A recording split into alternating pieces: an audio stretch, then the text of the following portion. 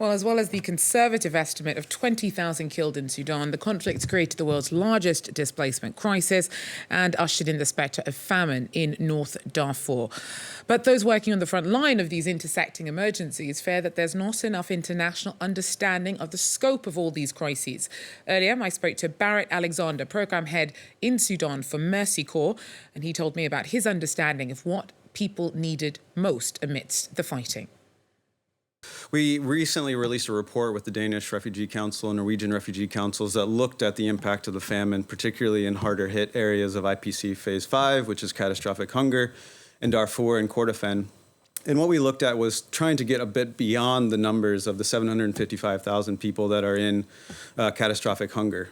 We found that parents were foregoing meals so that their children could eat. Lactating mothers couldn't breastfeed their children because they have nutritional deficits based on skipping meals. We found that some women were engaging in transactional sex to be able to pay for food. And all of this paints a very, very grim picture of what the conflict is doing to the population there. This is why scaling up responses for multi-purpose cash assistance, for support to farmers is incredibly needed at this time. So what kind of impact do you think that the extension of sanctions as voted by the UNSC on Wednesday will have on the problems that you see as being at the top of the list? I think the impact remains to be seen. But Mercy Corps supports international efforts through the UN Security Council to essentially put pressure on the warring parties to come to the peace table, to negotiate a ceasefire, to engage in dialogue around ending the conflict, to putting pressure on the parties to stop using hunger as a weapon of this war, and to open up humanitarian access to the largely affected populations, particularly North Darfur, Central South Darfur, the Kordofan regions that are hardest hit by the famine. And what would you like to see more of in terms of support from the international community in tackling some of the devastation caused by the war?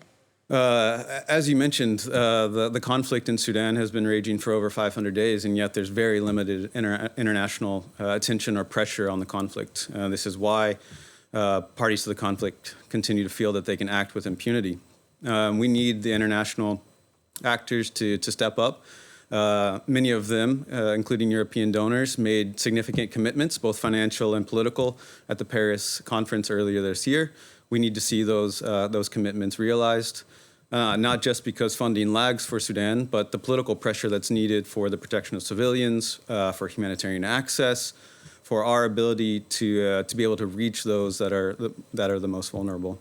And how have you been reaching those who are the most vulnerable? How do you feel about the work or the impact that you at Mercy Corps have been able to do so far? We've been able to most recently reach about 114,000 farmers with seeds and tools and training to be able to support them through this current lean season, current planting season, the upcoming winter harvest and planting season as well. And what we need is continued donor support for funding things like that. Otherwise, we will continue to see Sudan as a protracted conflict with limited humanitarian options to be able to dig the population out of the famine hole that they are in.